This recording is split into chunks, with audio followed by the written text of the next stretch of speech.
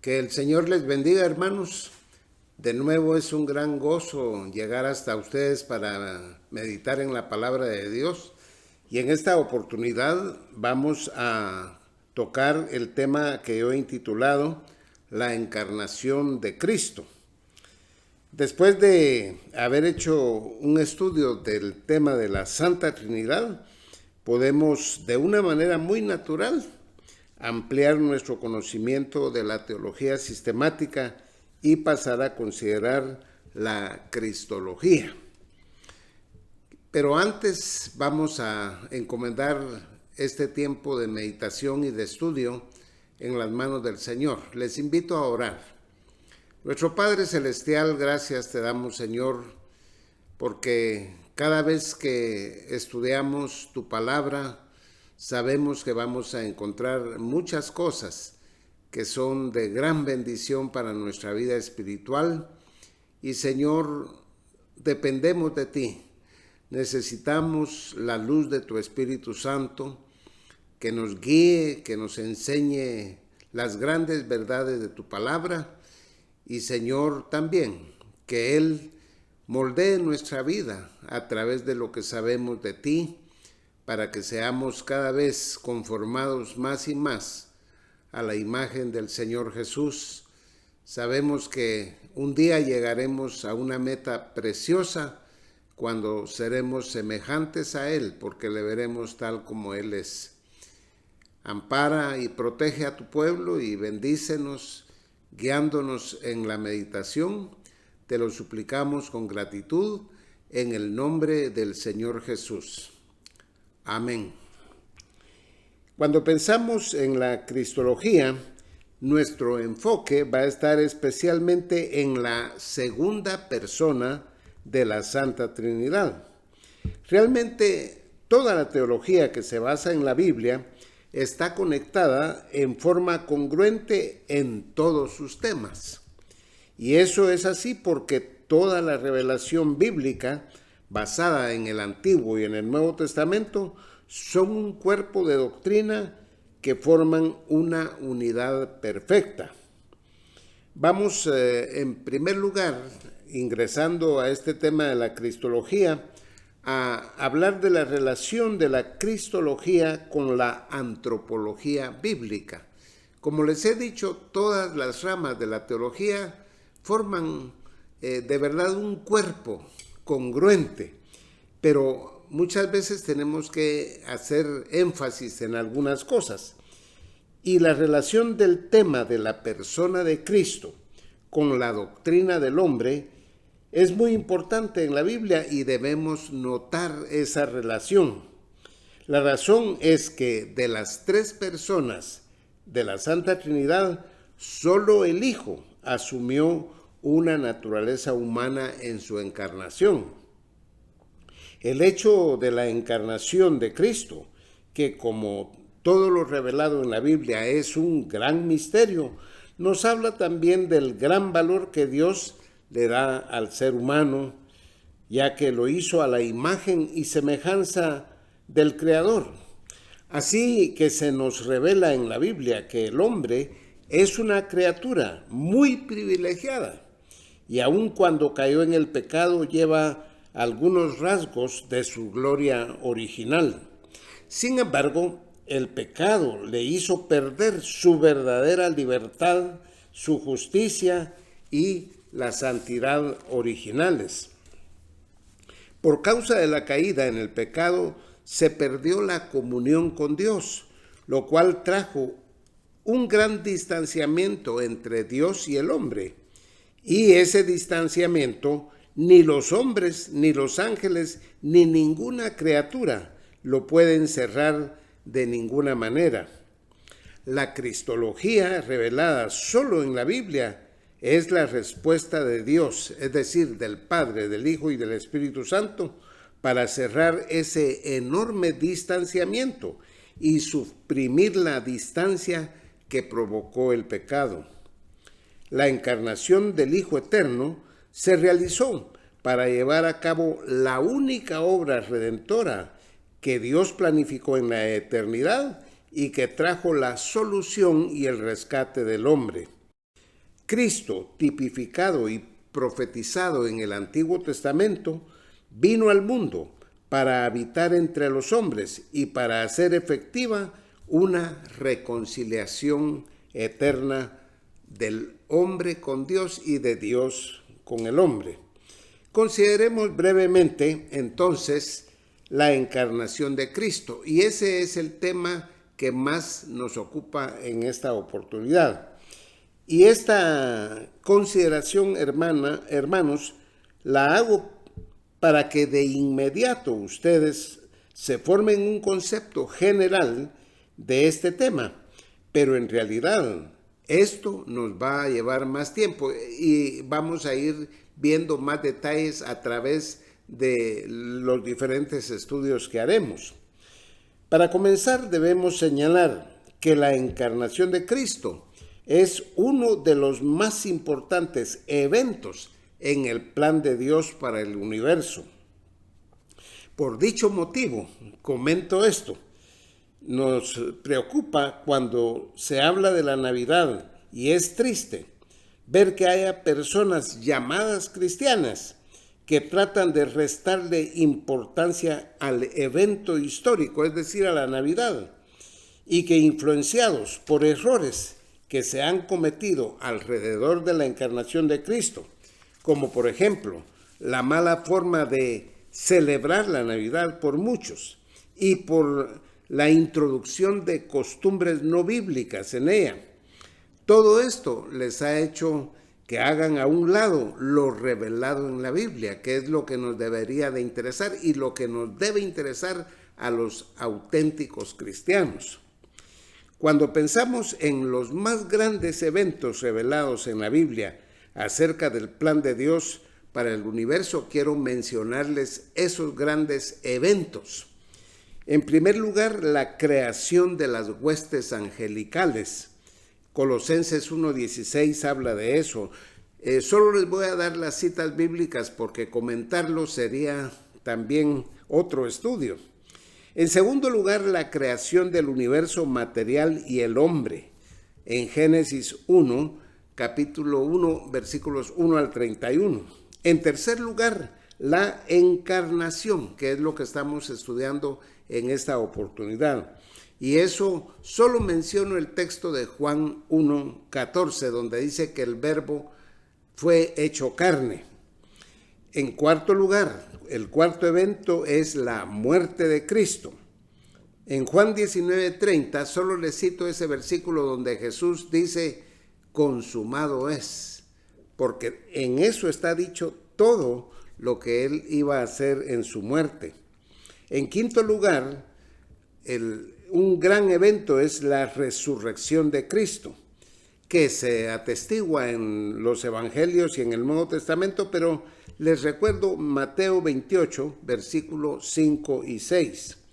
En sexto lugar, de los grandes eventos, la segunda venida de Cristo a la tierra, que por supuesto está en el futuro todavía, pero que la encontramos en muchos pasajes de la Biblia, pero les recuerdo Apocalipsis 19, versículos 1 al 16.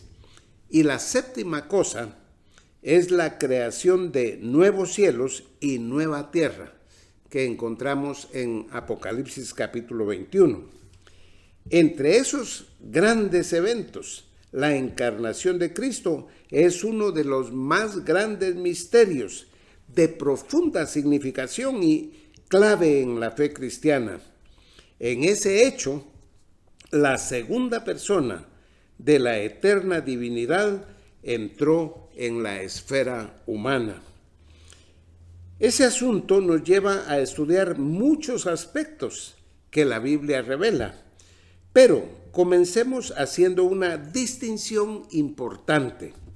Cuando hablamos del nacimiento virginal o de la concepción virginal obrada por el Espíritu Santo, estamos hablando de un portentoso milagro, motivo para que adoremos a nuestro Dios y, como dicen los salmos, que celebremos sus poderosas obras. Así dice el Salmo 145, versículo 4. Pero la doctrina del nacimiento sobrenatural de nuestro Señor Jesucristo, fíjense bien en lo que voy a decir, hermanos, solo fue el primer paso de todo lo que significa la encarnación. Debemos hacer esa distinción porque es muy importante. Y la encarnación, el estudio de ella, de la encarnación, se extiende a toda la vida del Hijo de Dios, desde su nacimiento, que ya lo mencionamos que es muy importante, de ese nacimiento virginal, pero cuando hablamos de la encarnación, eso es el primer paso de algo que dura toda la vida del Mesías en la tierra y que se extiende hasta la eternidad. Lo extenso del tema de la encarnación es descrito por el apóstol Pablo en 1 Timoteo 3, versículo 16, donde él dice, se lo leo, e indiscutiblemente grande es el misterio de la piedad. Dios fue manifestado en carne. Ahí está la encarnación, hermanos. Y luego termina el apóstol Pablo, justificado en el Espíritu, visto de los ángeles, predicado a los gentiles, creído en el mundo, recibido arriba en gloria. Todos esos detalles que da Pablo tienen que ver con la encarnación del Hijo de Dios. Por eso hablamos que el nacimiento solo fue un paso de ello, pero en realidad el resto de todo lo que Cristo realizó y realizará está relacionado con la encarnación. El texto de 1 Timoteo 3:16 habla de la encarnación de la segunda persona de la Santa Trinidad. Y por supuesto, llama a Dios a Jesús. Fue Cristo el que asumió una naturaleza humana perfecta, sin pecado. Juan 1:14 dice que el Verbo se hizo carne. Él fue el que fue justificado en el Espíritu, según este versículo, lo cual es una frase que necesita más explicación. Justificado es la palabra griega edikaiote, que se puede traducir vindicado, ser declarado justo, honrado, probo, verdadero, genuino. Todo eso significa que fue justificado en el Espíritu. Y la preposición de la frase en el Espíritu, debemos recordar que en griego la preposición en, así se dice en griego esa palabra, esa preposición en se puede traducir en como está en español, pero se puede traducir con y por. Si él fue vindicado o declarado justo por el Espíritu Santo, se debe a que después de su resurrección, él se fue al cielo. Entonces, el Espíritu Santo se encargó de demostrar la justicia, la probidad y la excelencia de Cristo. Eso es lo que dice Juan 16, versículos 8 y 10. Dice el Señor Jesús ahí en el discurso del aposento alto, y cuando Él venga, es decir, cuando venga el Espíritu Santo, convencerá al mundo de pecado, de justicia y de juicio. Y en el versículo 10 dice, de justicia, por cuanto voy al Padre y no me veréis más. Cristo no se iba a quedar en este mundo convenciendo al mundo de su justicia y su probidad. Eso fue el Espíritu Santo el que al escribir el Nuevo Testamento, al revelarle eso a los apóstoles, mostró la excelencia de lo que Cristo había hecho. La frase que aparece, visto de los ángeles, significa que los ángeles en la encarnación del Hijo, porque recuérdense que estamos estudiando la encarnación, siempre estuvieron los ángeles contemplando los acontecimientos de la vida de Cristo como hombre. Ellos estuvieron en su nacimiento, en la tentación en el desierto, en el Getsemaní, en su resurrección, en su ascenso al cielo, y estarán presentes en su segunda venida. Y todo eso está relacionado con la encarnación. Ellos estaban contemplando lo que pasaba con Dios encarnado.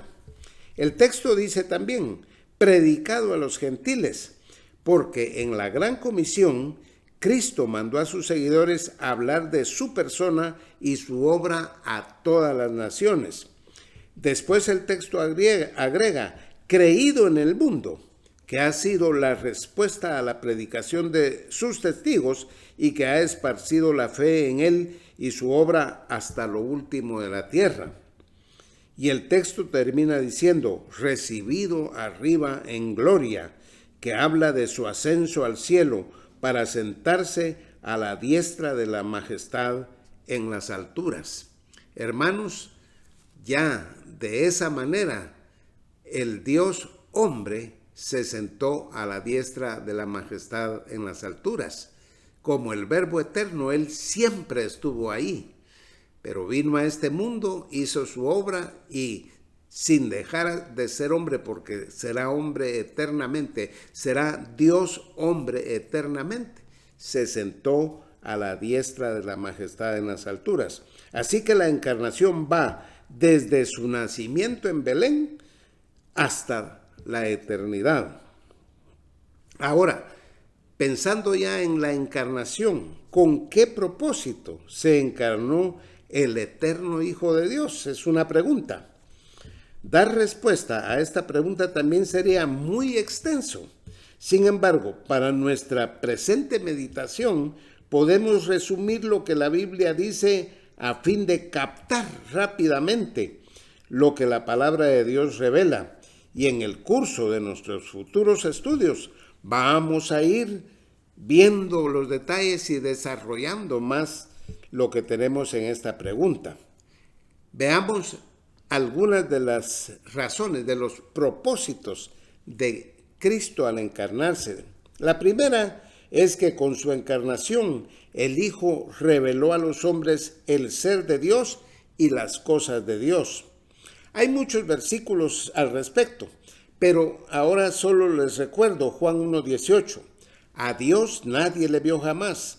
El unigénito Hijo que está en el seno del Padre, Él le ha dado a conocer. Y hemos explicado esos versículos, solo los cito ahora. En segundo lugar, Cristo se encarnó para ser nuestro misericordioso y fiel sumo sacerdote. Como sacerdote es representante del hombre ante Dios.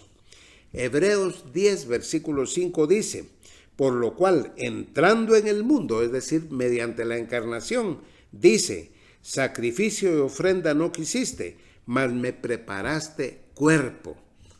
O de nuevo se menciona la encarnación. El versículo 7 dice, entonces dije, y es Cristo el que está hablando, he aquí que vengo, oh Dios, para hacer tu voluntad. Él vino a este mundo a hacer la voluntad de Dios. Ningún hombre ha hecho la voluntad de Dios como él. Y dice, como en el rollo del libro está escrito de mí.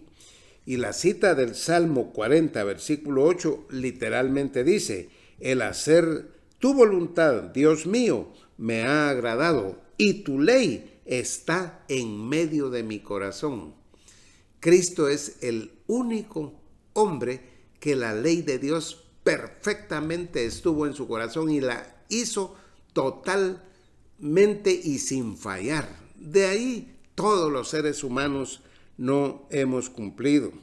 Y esto nos hace ver que Cristo es el único hombre en el mundo, desde Adán hasta el último ser humano que existe, que siempre hizo la voluntad de Dios sin fallar. Él no tuvo pecado imputado de Adán, él no tuvo naturaleza pecaminosa ni hechos de pecado. El resto de la humanidad, sin excepción, es una raza caída y él la vino a rescatar. Pablo habla de la universalidad del pecado en Romanos 1:18 al 3:20. De este pasaje leamos el capítulo 3, versículo 10 al 12. Como está escrito, dice Pablo, no hay justo ni aún uno, no hay quien entienda, no hay quien busque a Dios.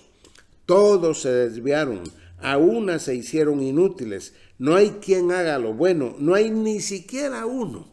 Y ahí está describiendo al hombre caído, para contrastarlo con Cristo, por supuesto, porque Cristo es el único santo y perfecto y se encarnó para ser el Cordero sin mancha y sin contaminación y así rescatarnos al sustituirnos en la cruz y así rescatarnos de la condenación eterna. Juan 1:29, Juan el Bautista dice: he aquí el Cordero de Dios que quita el pecado del mundo. Y Él es nuestro sumo sacerdote que nos representa ante Dios e intercede por nosotros. Y solo a Él lo necesitamos para acercarnos a Dios. En tercer lugar, Cristo se encarnó para destruir las obras del diablo. Primera Juan 3, versículo 8, en su segunda parte dice: para esto apareció el Hijo de Dios, para deshacer las obras del diablo. La muerte del Señor Jesús fue la manera de vencer a Satanás. Esto fue profetizado desde Génesis 3, versículo 15.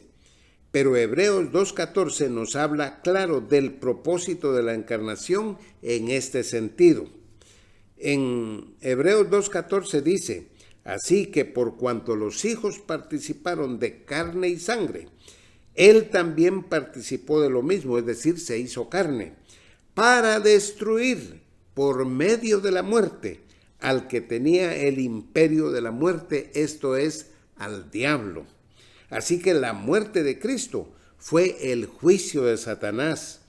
Juan 12:31 dice: ahora es el juicio de este mundo. Es el Señor Jesús el que está hablando.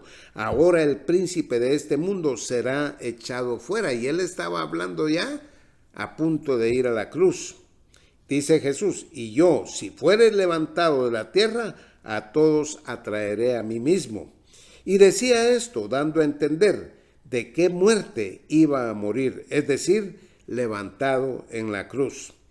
De esta forma, Satanás, la serpiente, heriría a Cristo en el calcañar, o sea, un lugar donde la herida es curable. Pero Satanás, la serpiente, sería herida en la cabeza, y Cristo, con su muerte y resurrección, venció a Satanás y a sus huestes. Eso es lo que dice Pablo en Colosenses 2:15. Y ahí vemos la revelación del efecto de la muerte de Cristo. Dice Colosenses 2:15: y despojando a los principales y a las potestades, las exhibió públicamente, triunfando sobre ellos en la cruz. La palabra despojar que aparece aquí en Colosenses 2:15 es la palabra griega apekduomai, que significa desarmar, deponer, vencer. Es bueno ver el significado de estas palabras. Esto implica que la muerte de Cristo fue el sacrificio redentor y al resucitar desarmó a los poderes de las tinieblas, abriendo la oportunidad de salvación para el hombre. Con su muerte, Él venció a la muerte, le quitó a los demonios y a Satanás el arma que tenían para que la gente estuviera sujeta a servidumbre. La cuarta cosa, en cuanto a las respuestas que estamos dando de cuál fue el propósito de la encarnación de Cristo. Cristo se encarnó para ser la cabeza de la nueva humanidad. En el Nuevo Testamento se revela que Dios hace, por medio de la obra de Cristo en su muerte y resurrección, una nueva humanidad, que también es llamada nueva creación, un nuevo hombre. Hay diferentes nombres que se le da a esto. Esta nueva humanidad es un conjunto de seres humanos que son salvados individualmente por su fe en Cristo, pero que formarán una nueva creación encabezada por el Cristo resucitado y glorificado. Romanos 8:29 expresa este propósito de Dios. Dice: porque a los que antes conoció, dice Pablo, también los predestinó para que fuesen hechos conforme a la imagen de su Hijo, para que Él sea el primogénito entre muchos hermanos. La nueva humanidad va a llevar la imagen de Cristo resucitado. Para eso se encarnó el eterno Hijo de Dios. El ser hechos conforme, como dice aquí, a la imagen de su Hijo. Esa palabra conforme es la palabra sumerfo en griego y significa hacerlos iguales, hacerlos de la misma forma, conformar, hacerlos semejantes. Y esta última acepción es la que vamos a encontrar en 1 Juan. Y Dios quiere hacernos semejantes a su Hijo ya resucitado. Esto debe entenderse de lo humano de Cristo, no de su divinidad. ¿Por qué? Porque solo Dios es y será Dios eternamente. Nosotros siempre seremos criaturas aún en la vida gloriosa al resucitar.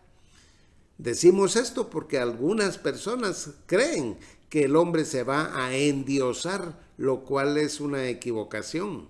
Es una equivocación de algunos grupos llamados cristianos y también del panteísmo, que creen que el hombre es un Dios. Eso es equivocación. Pablo trata este tema en 1 Corintios 15, 47 al 49, donde leemos especialmente en el versículo 49. Y así como hemos traído la imagen del terrenal, es decir, de Adán, traeremos también la imagen del celestial, es decir, el Cristo resucitado. Noten cómo la antropología y la cristología se complementan en las enseñanzas, hermanos, por eso lo estamos viendo así. En 1 Juan 3, versículo 2 leemos: amados, ahora somos hijos de Dios, y aún no se ha manifestado lo que hemos de ser, pero sabemos que cuando Él se manifieste, seremos semejantes a Él, porque le veremos tal como Él es. Ese es el propósito de Dios. Y Filipenses 3:21 agrega que Cristo transformará el cuerpo de la humillación nuestra para que sea semejante al cuerpo de la gloria suya, por el poder con el cual puede sujetar a sí mismo todas las cosas. Y también hemos de decir que uno de los propósitos de la encarnación de Cristo es que Él se encarnó para cumplir las profecías mesiánicas. Claro que con eso se revelaba Él al hombre, cumpliendo sus promesas especialmente al pueblo de Israel. Hay muchas profecías en el Antiguo Testamento que hablan de esto. En Deuteronomio 18, 15 al 19, Dios prometió levantar un profeta semejante a Moisés, es decir, humano. En Deuteronomio 18, 18 dice: profeta les levantaré de en medio de sus hermanos, como tú. Ese como tú es Moisés. Y pondré mis palabras en su boca, y él les hablará todo lo que yo le mandare. Cristo es la persona en quien se cumple esta profecía. Por eso, en la transfiguración narrada por los tres evangelios sinópticos, es decir, Mateo, Marcos y Lucas, Dios el Padre dice: este es mi Hijo amado en quien tengo complacencia, a él oíd. Porque en Deuteronomio 18 dice: a él oiréis. Mateo 17, 5 dice: a él oíd, y por supuesto Marcos y Lucas también.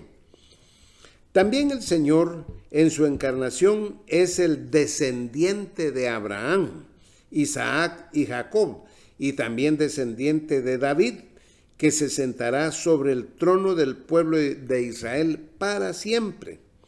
La promesa a David aparece en 2 Samuel 7, versículo 12. Dice: y cuando tus días sean cumplidos, le dice el Señor a David, y duermas con tus padres, yo levantaré después de ti a uno de tu linaje, el cual procederá de tus entrañas, y afirmaré su reino. Y el cumplimiento de esta promesa se da en la encarnación de Cristo. En Lucas 1, 31 al 33, el ángel Gabriel le dice a María, la madre del Señor Jesús: y ahora concebirás en tu vientre y darás a luz un hijo, y llamarás su nombre Jesús. Este será grande y será llamado Hijo del Altísimo, y el Señor Dios le dará el trono de David su padre, y reinará sobre la casa de Jacob para siempre, y su reino no tendrá fin. Las profecías mesiánicas son de gran extensión en la Biblia, pero está claro que la encarnación de Cristo se realizó para darles cumplimiento a todas esas profecías. A la luz de todos estos propósitos que hemos mencionado, vemos la gran importancia de la encarnación de Cristo. Y al estudiar su deidad y su humanidad, que tenemos que estudiarla en estudio próximo, por supuesto, veremos que la encarnación incluye esos dos temas. La encarnación incluye la deidad de Cristo e incluye la humanidad de Cristo. Esas cosas debemos estudiarlas y comprenderlas, hermano. Ahora, veamos que la encarnación del eterno Hijo de Dios nos ayuda a ver el gran valor que tiene el ser humano. Esta es la cuarta cosa que estamos entrando a estudiar en este momento, en este tema. Ya David en el Salmo 8 medita en la grandeza de Dios y también que Dios le da un gran valor al ser humano. Eso lo incluye a usted, hermano, y a mí. Los seres humanos para Dios somos muy valiosos, aun cuando algunas personas piensan que el hombre es producto de una evolución en el planeta. Eso no es así. David en el Salmo 8 dice en el versículo 3: cuando veo tus cielos, obra de tus dedos, la luna y las estrellas que tú formaste, digo, ¿qué es el hombre para que tengas de él memoria, y el hijo del hombre para que lo visites? Le has hecho un poco menor que los ángeles, y lo coronaste de gloria y de honra. Le hiciste señorear sobre las obras de tus manos, todo lo pusiste debajo de sus pies. Este salmo reflexiona acerca de la grandeza de Dios y su creación y la pequeñez física del hombre. Por supuesto, en el día de hoy nosotros entendemos cuán pequeño es el hombre en el universo. Y ya David hablaba de este tema. Sin embargo, David exalta el valor que Dios le da al ser humano. Y nosotros, juntamente con David, e iluminados por el Espíritu Santo y la palabra de Dios, debemos de ver la grandeza, el gran valor que tiene cada ser humano. Ahora, el versículo 2 dice aquí en el Salmo 8, habla de los niños y menciona a los niños y a los que maman como la razón de fundar la fortaleza para exaltar las grandes cosas que Dios puede hacer usando lo que se considera pequeño e insignificante. De la boca de los niños y de los que maman fundaste la fortaleza, dice el texto.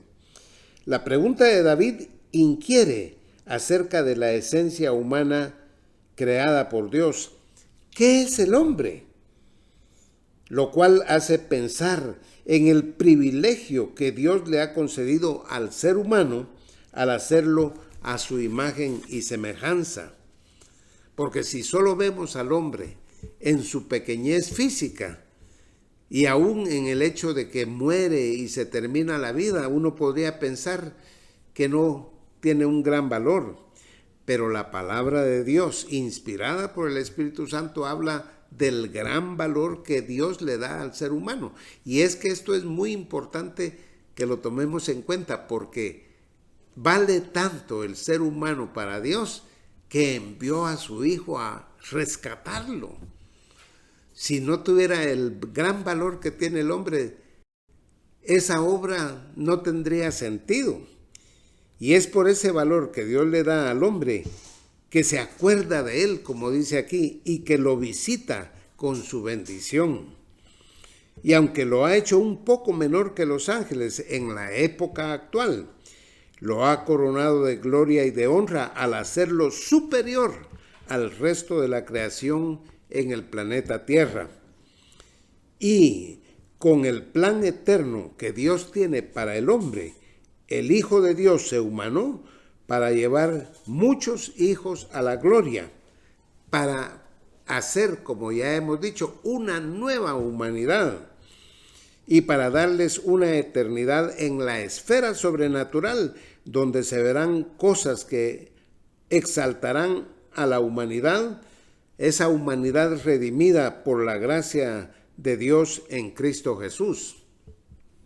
Por eso es que el apóstol Pablo en su primera carta a los Corintios dice que cosas que ojo no vio, ni oído oyó, ni han subido a corazón de hombre, son las que Dios tiene preparadas para los que le aman, para los que van a ser redimidos, porque también rinden sus corazones a Cristo, aceptan el plan de Dios, aceptan la soberanía de Dios y reconocen que Él es el Rey del universo. Pero para llevar a cabo ese maravilloso propósito, es necesario que el eterno Hijo de Dios se encarnara, que asumiera una naturaleza humana. Fue necesario. La carta a los Hebreos, capítulo 2, cita los versículos que hemos leído del Salmo 8 y luego explica que Jesús, al estar encarnado como hombre, fue hecho un poco menor que los ángeles. Imagínense, hermanos, porque se hizo hombre. Fue hecho un poco menor que los ángeles el Señor. Y por supuesto hay que entender esto. Él no dejó de ser Dios. Él siguió siendo el eterno Hijo de Dios. Pero al hacerse hombre, dice el versículo 2:9 de Hebreos, a causa del padecimiento de la muerte. La Biblia habla así porque los ángeles obedientes a Dios no mueren ni sufren aflicciones, pero Cristo se humanó precisamente para morir y rescatar al ser humano y pasando por la muerte vencer al que tenía el imperio de la muerte y librar a todos los que por el temor de la muerte estaban sujetos a servidumbre. Eso dice Hebreos 2, 14 y 15. Es por eso que en el plan de Dios Cristo es presentado como el Cordero sin mancha y sin contaminación, ya destinado, dice el apóstol Pedro, desde antes de la fundación del mundo, pero manifestado en los postreros tiempos por amor de vosotros. Primera Pedro 1, 19 y 20 hacen esta afirmación. El Antiguo Testamento anunció también la encarnación del Hijo de Dios. Y esto lo hizo el Antiguo Testamento en profecías y en tipos. Esto es muy importante también que lo entendamos. Dice Génesis 3:15, hablando de las profecías que hablaron de la encarnación del Hijo de Dios. Génesis 3:15 es la primera profecía que habla que un descendiente de la mujer herirá en la cabeza a la serpiente, es decir, que destruirá el imperio de Satanás a costa de sufrir él mismo, es decir, Cristo, una herida en el talón. Se habla de la muerte de Cristo para vencer a Satanás. El libro de los Salmos tiene muchas profecías mesiánicas que requieren para su cumplimiento la encarnación del Hijo de Dios. No perdamos de vista, hermanos, que estamos hablando de la encarnación. El Salmo 2 anuncia el reinado del Mesías. El Salmo 22 anuncia sus padecimientos en la cruz y su resurrección. Allí en el Salmo 22 se habla tanto detalle de lo que pasó en el momento en que Cristo estaba en la cruz. El Salmo 45 habla de la fiesta nupcial. Habla de Cristo casándose como el Mesías. Y esto es muy importante porque cuando estudiamos ya el Nuevo Testamento nos damos cuenta de lo que son las bodas del Cordero y todo lo que el libro de Apocalipsis nos habla en el capítulo 19. Pero el Salmo 45 ya nos habla de esa fiesta nupcial. El Salmo 110 nos habla de su sacerdocio eterno. Y hermanos, tenemos que tomar en cuenta que para que el Señor Jesucristo fuera el Rey Mesías, se tenía que hacer hombre.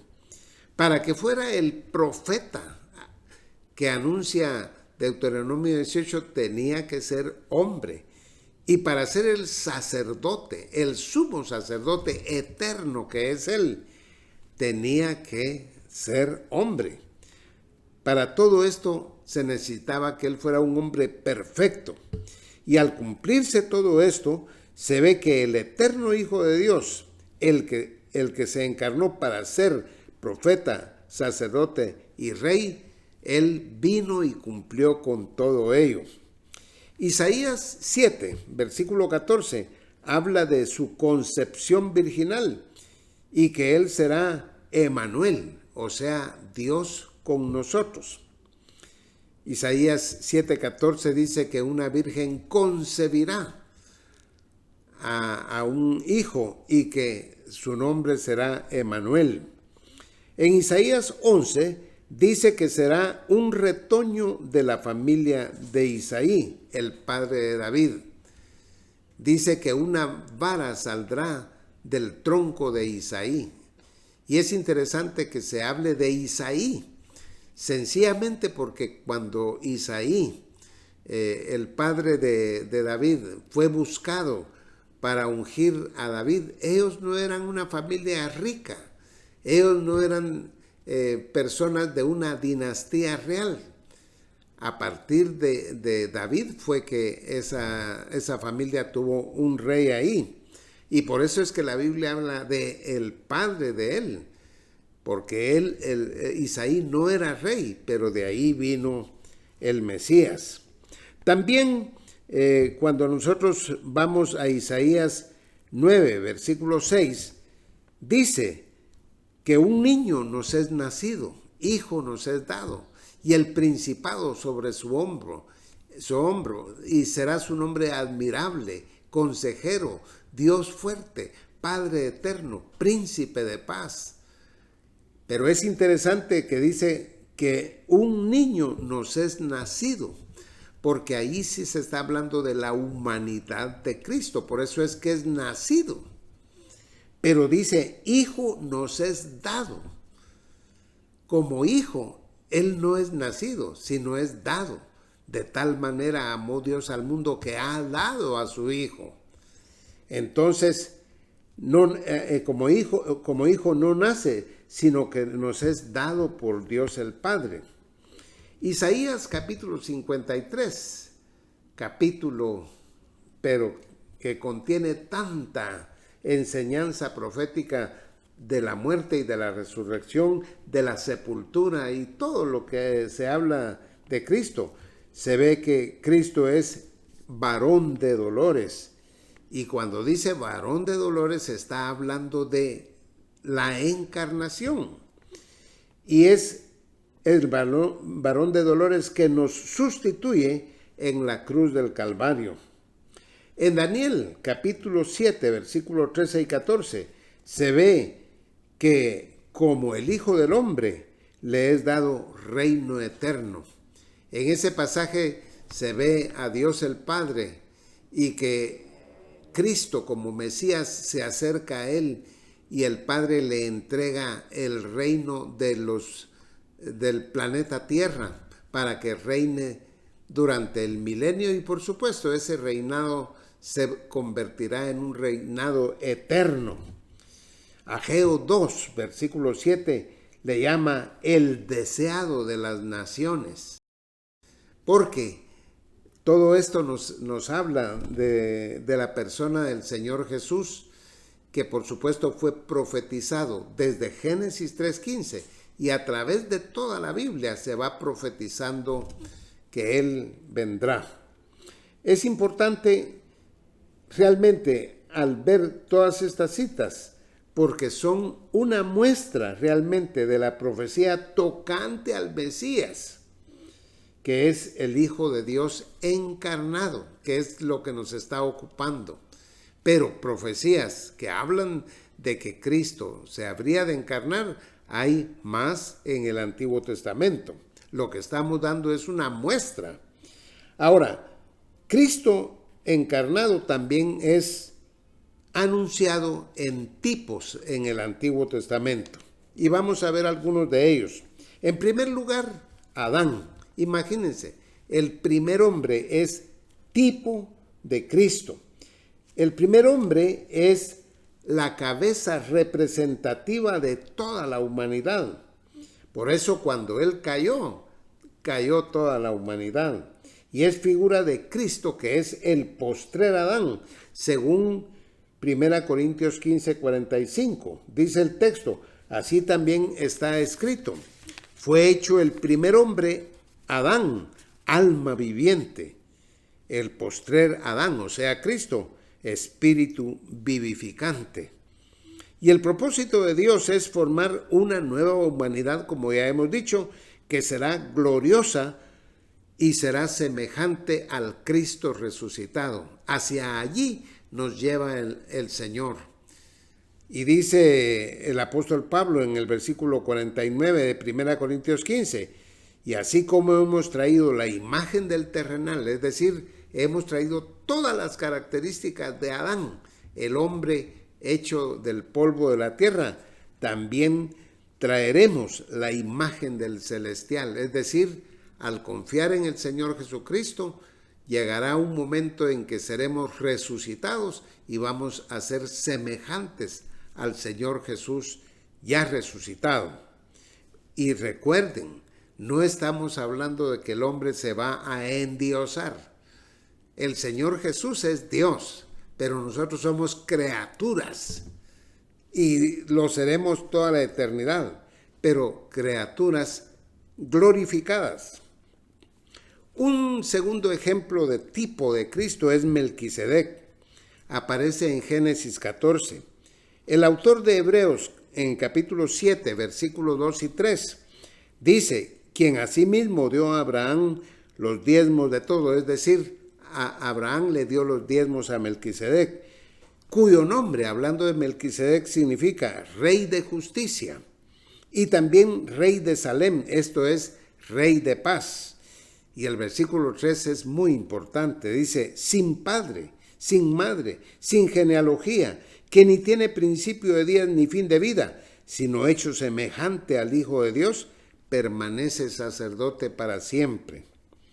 Este versículo es muy importante.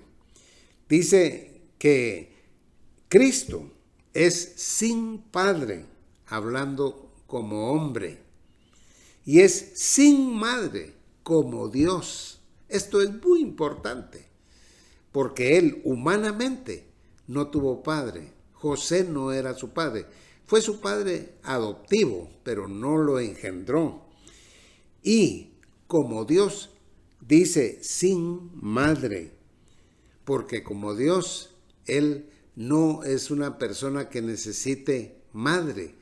El Padre Eterno lo engendró, como ya hemos estudiado. Y eso ya no lo vamos a explicar otra vez. Sin genealogía, como Dios, él no tiene genealogía. Como hombre, hay dos genealogías en el Nuevo Testamento. La de Mateo, que es la genealogía de José, y la de Lucas, que es la genealogía de María, y ahí se ven todos los ascendientes de Jesús como humano. Pero como Dios, él no desciende de ninguno. Él es engendrado eternamente por el Padre, como ya hemos estudiado. Y dice que ni tiene principio de días ni fin de vida. Habla de la eternidad del Hijo de Dios. Y dice, sino hecho semejante al Hijo de Dios. Es importante porque Melquisedec no es Cristo tampoco, como piensan algunos, porque el texto dice que es semejante al Hijo de Dios, que se semeja en muchas de sus características Melquisedec a Cristo. Un tercer caso que quiero citarles es José, el hijo de Jacob. Y este es un tipo maravilloso. Toda su vida y los acontecimientos narrados desde Génesis 37 hasta el 50 son una experiencia paralela a la vida y obra del Señor Jesucristo. Y realmente eso requiere un estudio aparte debido a lo extenso que es este tipo de figura, pero solo les recuerdo algunas cosas. Él fue aborrecido por sus hermanos y también los judíos aborrecieron al Señor Jesús. Él fue vendido por 20 piezas de plata, precio de esclavo, y Cristo fue vendido por 30 piezas de plata, precio de esclavo. Y así también vemos que Cristo fue a la muerte y Dios lo exaltó hasta lo sumo y le dio un nombre que es sobre todo nombre. José también hasta la cárcel llegó por ser un hombre fiel, por ser un hombre obediente a Dios, pero de la cárcel Dios lo exaltó a ser el segundo después de Faraón. Y todo eso podríamos estudiarlo aparte. La última cosa que quiero mencionarles es que al final del libro de Génesis, José se le dio a conocer a sus hermanos que lo habían odiado. Y Cristo en su regreso a la tierra, en los días de la semana 70 y el comienzo del milenio, Él se va a dar a conocer al pueblo judío y el pueblo judío llorará a verlo crucificado. Pero Él les dará el perdón necesario a los que crean en Él como su Mesías. Termino esta parte de los tipos de Cristo hablando de Josué. Josué, su nombre es equivalente a Yehoshua, o sea, Jesús. Es tan importante decir esto, porque el libro de Josué, el 6º libro de la Biblia, lleva el nombre del Señor Jesús. Su nombre era Oseas, es decir, el nombre de Josué, pero Moisés le cambió el nombre. Y es interesante que solo a él le cambió el nombre. En Números 13:16 dice, estos son los nombres de los varones que Moisés envió a reconocer la tierra, es decir, los 12 espías. Y dice, y a Oseas, hijo de Nun, le puso Moisés el nombre de Josué. Le cambió su nombre que le había puesto su padre y le puso Josué.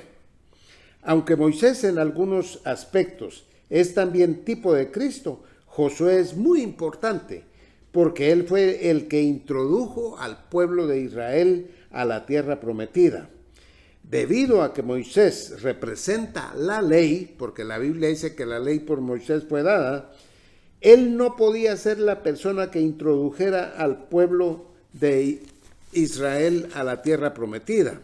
Josué, que es tipo de Jesús nuestro Señor, él sí introdujo al pueblo a la tierra prometida. La ley no puede entrarnos al cielo, hermanos. Cumpliendo la ley no vamos a entrar al cielo. Pero Jesús, o sea, Yeshua, Josué, es nuestro verdadero Salvador que nos da acceso a la presencia del Padre.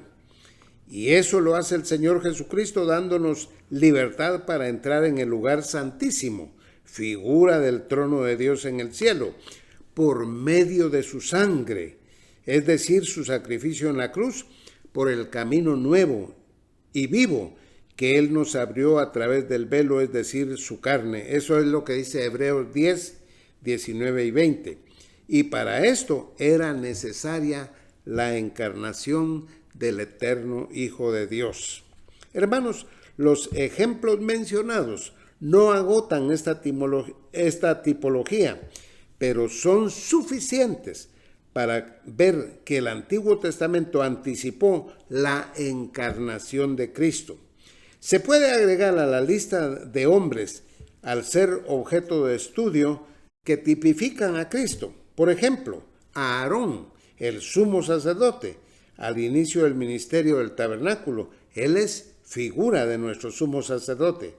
David, el rey conforme al corazón de Dios. Jonás, según la analogía que el Señor Jesús dio de su resurrección. Isaac, que ya hemos estudiado como tipo de Cristo.